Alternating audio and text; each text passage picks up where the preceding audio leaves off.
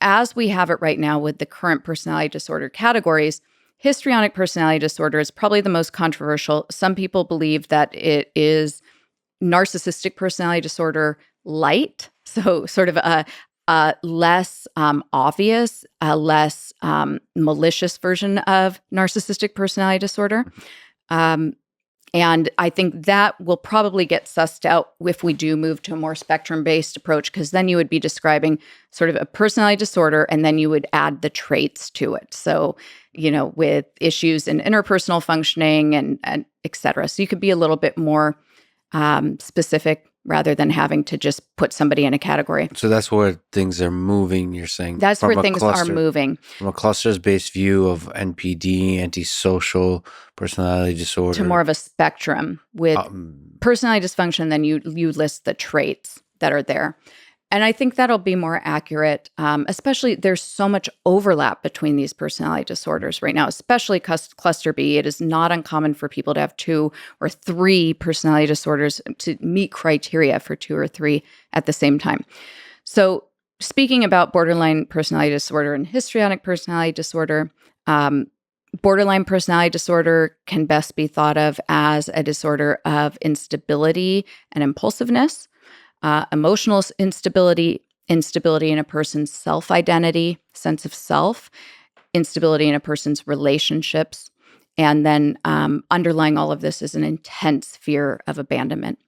Histrionic personality disorder is more of a disorder of emotionality, dramatics, and attention seeking.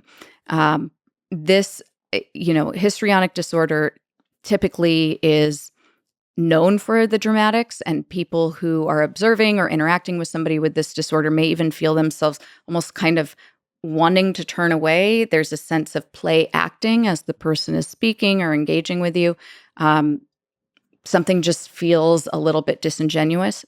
And a lot of attention seeking. Similar to borderline personality disorder, you might see with histrionic personality disorder, attempts to manipulate. However, the motivation with histrionic personality disorder is that attention, whereas with borderline personality disorder, the underlying motivation for almost everything is to avoid abandonment. So you'll see frantic attempts to avoid abandonment, frantic attempts to keep people close. And those frantic attempts can be really harmful to the person and to others. To the person themselves. Mm-hmm. So the fear of abandonment can result in the very thing you're afraid of. Right. And there has been some research also to suggest that that borderline personality disorder has different types as well. And I think this is really important because in my own work, I have encountered many people with borderline personality disorder in my own life, right? And there are different types, right? I'm thinking specifically of a girl I really love who I've worked with for years who is so self-aware about this and endearing, and she owns her shit. I can forgive almost anything if somebody just owns their shit. She might lose her temper. She might lash out. She can be erratic, but she will come back and apologize, own it, and accept full responsibility. And not only that, but identify it and make changes. She doesn't want to be harmful.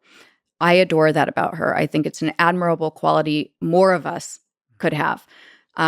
That's very different than when you think about it, there are 9 different symptoms and you only need 5 to meet criteria. So depending on which symptoms you have, you might be far more calculated, conniving, manipulative, or you may just be more of the impulsive, kind of messy, emotionally erratic type. And so there's some new research also coming out that's even suggested that among women, those that score higher in some of these more calculated traits of the disorder may actually be a certain presentation of female psychopathy.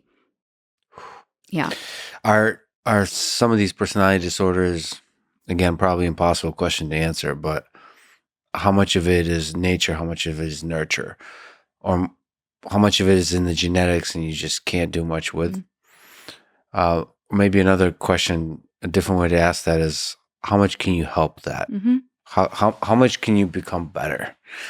That is a tough question. So there's been a ton of change in the way we've thought about the etiology of these personality disorders specific to borderline personality disorder. I think in general, the view is that most people believe that it was associated with neglect or trauma in childhood. While there is a correlation there, there's a correlation between that and many mental health issues, not just borderline personality disorder. There is evidence to support a genetic basis for this personality disorder. And there are people who have borderline personality disorder that report no childhood trauma or difficulty. I have seen, sometimes things just happen. So I think it's a mix. I think we need to think of it as biopsychosocial, which is generally the answer to most things when you're talking about how a mental health issue comes to be. Uh, I certainly think that in most cases, and here's just me speaking personally again, I think in my own work, in most cases, what I see is that somebody may have some sort of predisposition.